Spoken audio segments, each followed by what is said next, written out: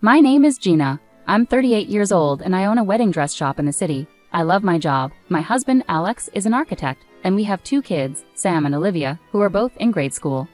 They keep us busy, but in a good way. Family, though, can be tricky. I get along well with Alex's parents and his younger brother, Mike. But his older sister, Carol, is a different story. She's 42, has been married 3 times, and is always looking for husband number 4. If there were an easy way to deal with her, I would have found it by now.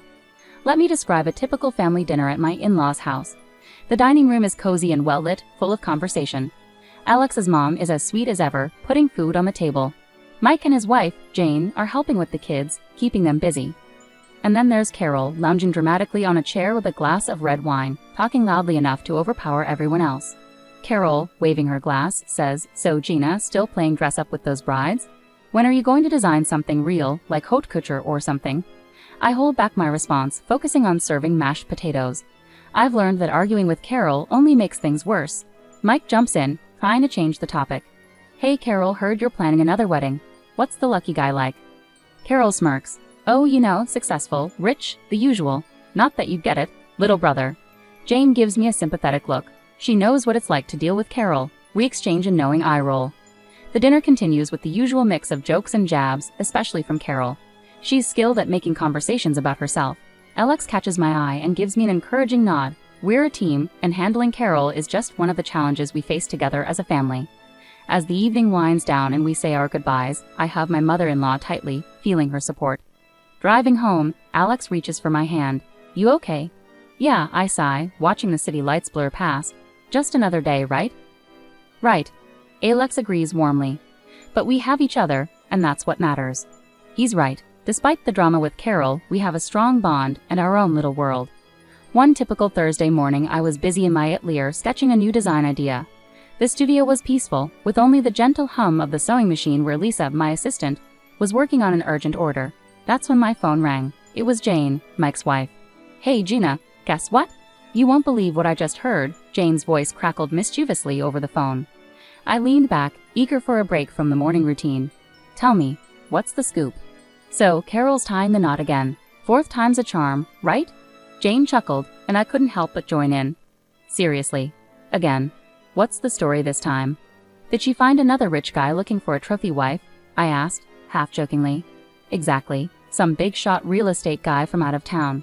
She's planning another extravagant wedding. Get ready, because you might get the call for a dress soon," Jane warned. I sighed, imagining the headache ahead. "Thanks for the heads up. I better stock up on aspirin and patience." Lisa, from her sewing station, chimed in, having caught the gist of the conversation. "Not Carol again. Her last dress was a nightmare with all those changes she kept making to the lace." "Yeah, I remember," I said, rubbing my temples at the memory. "Let's hope she finds a different designer this time." But fate and Carol had other plans. Just after I finished talking with Jane, the doorbell of my atelier rang, announcing a visitor. Speak of the devil, and there she was. Carol swept into my shop, draped in a designer scarf and oversized sunglasses. Her mother, Helen, followed behind, looking apologetic. "Gina, darling, I need your magic touch again." "We're planning another wedding," Carol announced loudly, taking off her sunglasses and eyeing my shop with barely hidden disdain. I plastered on a smile, masking my reluctance. "Carol, congratulations on your engagement. But are you sure you want to go through the dressmaking process with me again? Last time was quite eventful."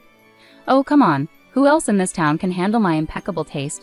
Plus, you owe me for not completely botching the last dress," Carol retorted, her laugh sharp and brief. Helen gave me a pleading look. "Gina dear, I know Carol can be a handful, but we really need your help. You know, family." "Yeah, family." I repeated the word, family, the bitterness evident in my tone. "Okay, Carol, let's see what we can come up with. But this time we're doing things my way. Deal?" Carol pursed her lips, clearly displeased with the conditions, but reluctantly agreed. "Fine, but I have specific ideas this time. It needs to be spectacular, more spectacular than before." As they left, I turned to Lisa, who was grinning. What did I do to deserve this? Lisa shrugged sympathetically. "Who knows? But if anyone can handle Carol's drama, it's you." The rest of the day blurred by with fabrics and sketches, but Carol's upcoming 4th wedding and the troublesome gown occupied my mind. The next week, true to her word, Carol burst into my atelier with a thick folder under her arm and determination in her eyes. Helen followed, her smile strained, clearly prepared for her daughter's demands. "Okay, Gina, I've scored Pinterest and Instagram. I know exactly what I want this time. It's going to be bold, beautiful, and a little scandalous, Carol declared, slamming the folder onto my work table and flipping it open to reveal a collection of extravagant wedding dress designs. I took a deep breath, browsing through her selections. Carol, these designs, they're quite bold and youthful. Are you absolutely sure this is the direction you want to go? What's that supposed to mean, Gina? You think I can't rock these styles? Carol snapped sharply. No, Carol, it's not that. These designs are just very revealing. Maybe we can adjust them to better suit your taste, I suggested, hoping to find common ground. Carol brushed off my concerns. I know exactly what I want, Gina, and I want something that will wow everyone. So can you make it happen or not? Reluctantly, I nodded and grabbed my sketch pad. Okay, let's refine these ideas a bit. How about we start with the silhouette? We can find something that really flatters your figure. As I began sketching, Carol leaned over my shoulder, offering her feedback with all the subtlety of a bulldozer. No, that's too conservative. I want something low-cut with high slits. Think sexy, Gina, think. And it has to be pure white, bright white. I paused, pencil hovering. White again, Carol. You wore white at your last 3 weddings. Maybe we could try something different, like a soft peach or a bold red. Carol slammed her hand down. White, Gina. I won't settle for anything less. And add lots of crystals and pearls, loads of them. The fitting sessions that followed were just as intense. Each time Carol came in, she demanded changes. More beads here, less stitching there. Make it more fabulous, Gina. It's not hitting the mark yet. Each request came with a please that sounded more like a command. One afternoon, after a particularly exhausting session where Carol insisted the neckline wasn't deep enough for the 3rd time, I vented to Lisa, who had been by my side through it all. Lisa, if I have to redraw that neckline one more time, I might just turn that dress into a curtain. Lisa chuckled, handing me a cup of tea. Hang in there, boss. It's almost over. And hey, at least it'll be a wedding no one will forget, especially with Carol wearing one of your designs. As I returned to my sketches, tweaking yet another detail, I braced myself for the next fitting. Carol's wedding was approaching rapidly, and I had a feeling the real drama was still ahead. Today was crucial. I had just finished calculating the costs for her elaborate gown, and it was time to discuss the numbers. Carol swept into the atelier with her usual dramatic flair, leaving a trail of expensive perfume in her wake. Her mother, Helen, followed quietly, wearing an expression that suggested she'd rather be anywhere else. Okay, Gina, let's see if you've impressed me this time, Carol declared, barely sparing a glance at the sketches and fabric samples laid out for her approval. I took a deep breath and handed her the detailed invoice. Here's the breakdown, Carol. Considering the materials and labor, the total comes to $2,500. I've already applied a 30% family discount. Carol's eyes widened as she glanced over the document. She slammed it onto the table, causing a spool of thread to tumble to the floor with a clatter. Listen, Gina, I'm marrying a top businessman. My wedding will be full of wealthy, influential guests. Think of this as a prime advertising opportunity for your business. You should be paying me to wear your dress. I stared at her in disbelief. Paying you, Carol? I've already given you a significant discount. I can't afford to give away dresses, even for family. Helen tried to intervene, her voice gentle. Carol, dear, Gina has been very fair with the pricing. Let's not. Carol interrupted sharply, her frustration apparent. No, Mom, this is ridiculous. I'm doing her a favor. She should appreciate it. The tension in the room was thick. I crossed my arms, holding her gaze firmly. Carol, I understand your perspective, but running my business isn't a hobby. I have bills to pay and employees to compensate. I can't give away products for free, regardless of the exposure. Carol's face flushed with anger. Then forget it. I'll find someone else who values the opportunity. As she stormed out, Helen lingered, her expression apologetic. I'm so sorry, Gina. I'll talk to her. I sighed heavily, feeling a mix of frustration and relief as Helen followed Carol out of the shop. The rest of the day passed in a blur of small tasks, my mind replaying the tense confrontation over and over. When I got home, I recounted everything to Alex. Alex was visibly upset. She can't take advantage of your hard work like that, Gina. It's not fair to you or your team. Later that evening, just as Alex and I were getting ready for bed, my phone rang. It was Helen, her voice soft and weary. Gina, I've been thinking about this afternoon. Carol was being unreasonable, but could we still make this work? Maybe as a wedding gift. It would mean a lot. Her request caught me off guard. After a moment's pause, I agreed despite the day's turmoil. All right, Helen, I'll do it. The dress will be my gift to Carol. Designing Carol's wedding dress had turned my atelier into a battlefield of demands and alterations. Each fitting with Carol drained me more than the last. My staff, tired of her behavior, started timing their breaks to avoid her visits. Lisa, my lead assistant, whispered to me as she grabbed her purse, "We're taking a break. Let us know when she's gone." Carol rolled her eyes as they left. They're so sensitive. You'd think they'd be used to criticism in this business. Trying to maintain peace, I continued pinning the dress while Carol went on about her extravagant wedding plans. The tension in the room was palpable, and I silently counted down the minutes until she would leave. A week before the wedding, my phone buzzed. It was Paula, a close friend who also knew Carol well.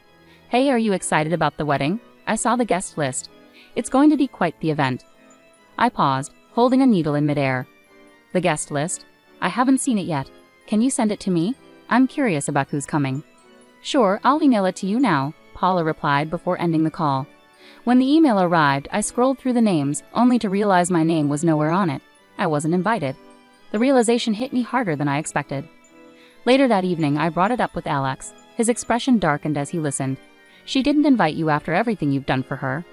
"Apparently not," I muttered, feeling a mix of hurt and frustration. Together we called Carol, hoping for a misunderstanding, but the conversation quickly turned tense. "Carol, Jenna isn't on the guest list. Is this a mistake?" Alex asked, his voice firm. Carol's mocking laughter echoed through the phone. "No mistake. Jenna is just the seamstress. Why would she be at the wedding? It's for important people." I could feel my heart racing, my grip tightening on the phone. "But I've been making your dress as a gift, Carol." More laughter followed. "Yeah, thanks for the dress, but let's not pretend you belong at my wedding, Jenna. Just stay home." Alex erupted in anger. "How can you be so ungrateful? She's your family." Carol abruptly hung up, leaving Alex pacing the room, furious at his sister's callousness. I sat there, feeling the weight of the situation sink in. The dress I had poured weeks into, the stress I had endured, all for someone who couldn't even acknowledge me at her wedding. It was a painful betrayal, cutting deeper than any harsh word she had ever uttered. A week later at the final fitting, Carol breezed into the atelier as if nothing had happened. She was all smiles and demands, acting as though she hadn't just excluded me from one of the most significant days of her life. As we adjusted the dress, I maintained a facade of professionalism, hiding the hurt brewing inside. I had quietly resolved on a plan for subtle justice, something to reclaim a small sense of dignity without causing a scene. "Oh, and I'll need to make one final adjustment to the dress at my workshop," I mentioned casually as I helped Carol out of the gown. "I'll bring it to your place on the morning of the wedding." Always rushed, Carol barely nodded. "Just make sure it's early. I have a tight schedule and I can't afford any delays." "I understand," I replied evenly. "You can count on it being there on time." On the morning of the wedding, Alex and I arrived at Carol's house with the beautifully packaged dress in hand. My heart raced, not out of nerves for the event, but from anticipation of her discovering my small surprise. Carol greeted us coldly at the door, snatching the dress box without a word of thanks. "Alex, you can stay. Jenna, you should leave now. We wouldn't want to upset the important guests," she said icily. I maintained my smile, concealing the hurt her words caused. "Of course, Carol. Have a wonderful day." Alex glared at her, clearly upset, but he squeezed my hand and chose to leave with me. As we walked back to the car, his support gave me strength. Meanwhile, Mike and Jane, who were also attending the wedding, overheard how Carol treated us. Outraged, they decided then and there to skip the ceremony. Mike came over to our car before we could drive away. "I can't believe she treated you like that, Jenna. We're not staying either. It's one thing to be demanding about your wedding, but it's another to be outright cruel," Mike said, clearly upset. As we tried to lighten the mood, my phone buzzed. It was a text from Paula, who had stayed at the wedding. "Something's up. Carol looks furious. Did you do something?" the text read. I couldn't help but smirk. Just a little wedding gift. Alex and I had just settled down with our morning coffee, finally enjoying a quiet moment, when a sharp ring of the doorbell shattered the peace. We exchanged looks, sensing the day wasn't quite over. I opened the door to find Carol standing there, red-faced and furious, clutching a simple piece of cloth. Her mother, Helen, stood beside her, a mix of embarrassment and frustration on her face. Carol's fiancé, a stern-looking man, hovered in the background, his expression grim. "What is this, Jenna?" Carol thrust the cloth at me as if it were damning evidence. "Explain this now." I took a deep breath, my resolve unwavering. "That's your wedding dress, Carol. Considering your behavior and how you've treated everyone, that piece of cloth seems more than fair." Her face contorted with anger. Carol stepped closer, her hand raised as if to strike. "You've ruined my wedding," I shuled. Helen intervened, catching her daughter's arm mid-air. "Carol, stop this right now. Violence won't solve anything." Her fiancé finally spoke up, his voice firm and cold. "I can't do this, Carol. You've shown your true colors. The wedding is off." With that, he turned and walked away without looking back. "No, please don't leave," Carol pleaded, her voice cracking with anger and desperation. But he didn't stop, disappearing around the corner. Left standing with only her mother, Carol redirected her fury towards me. "Look what you've done. Are you happy now? You've ruined everything." Before I could respond, she stormed off, her mother following after her with an apologetic glance back at us. Closing the door, I leaned against it, feeling Alex's hand on my shoulder. "Are you okay?" he asked softly. "Yeah, just shaken," I admitted, and we moved back to the living room, trying to process the rapid unraveling of the evening. It wasn't long before my phone rang again. I answered to hear Jane on the other end, her voice urgent. "Gina, you won't believe it. Carol's refusing to pay the wedding organizers now, and it's turned into a huge mess. They've called the police." My heart sank. Oh no, that sounds awful. Did they really have to call the police? Yes. She was causing a scene, screaming at them, demanding her money back since the wedding didn't go through. It escalated quickly, Jane explained. As I hung up, I sank heavily into a chair, guilt gnawing at me. Maybe I went too far, Alex. This all feels like it's spiraling out of control. Alex sat beside me, taking my hand. "You stood up for yourself, Gina. Carol's behavior has been unacceptable from the start. This is on her, not you." Despite his reassurance, I couldn't shake the pang of sympathy for Carol. She was family, difficult as she was. After the tumult of Carol's failed wedding day, life slowly returned to normal, but the dynamics within our family had changed irreversibly. Alex and I decided to cut off contact with Carol. The fallout wasn't just a cancelled wedding, it had revealed deeper issues in our family that had been ignored for too long. One quiet Sunday morning, Helen joined us for coffee. The tension in the room was palpable as she walked in, but her first words broke the ice. "I want you to know, Gina, I'm not upset with you. If anything, I blame myself for how Carol turned out. I've always given in to her, ever since she was little. I've spoiled her." I poured her a cup of coffee, and we sat at the kitchen table, a gentle breeze playing with the curtains. "Helen, you can't blame yourself for Carol's choices. She's an adult now, and she has to take responsibility for her actions." Helen took a sip of her coffee, her eyes filled with sadness. "You're right, Gina. It's just so difficult. She's my daughter, and it hurts to see her making these mistakes." I reached across the table and squeezed her hand. "I understand. You love her deeply, but sometimes tough love is necessary. Maybe this will be a turning point for her." The conversation shifted as Helen updated us on the latest rumors about Carol.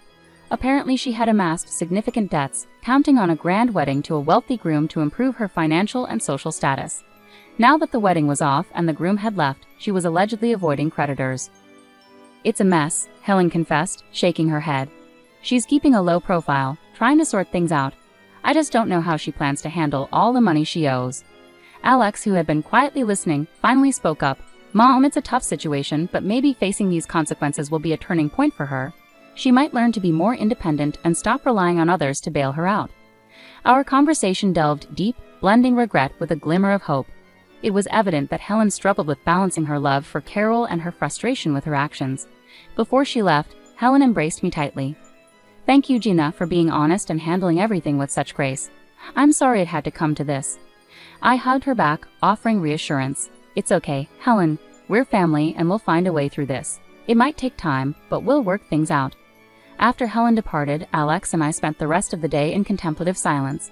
The situation with Carol had left a lasting impression, reminding us of the complexities within family relationships and the valuable lessons that can emerge from confronting difficult realities.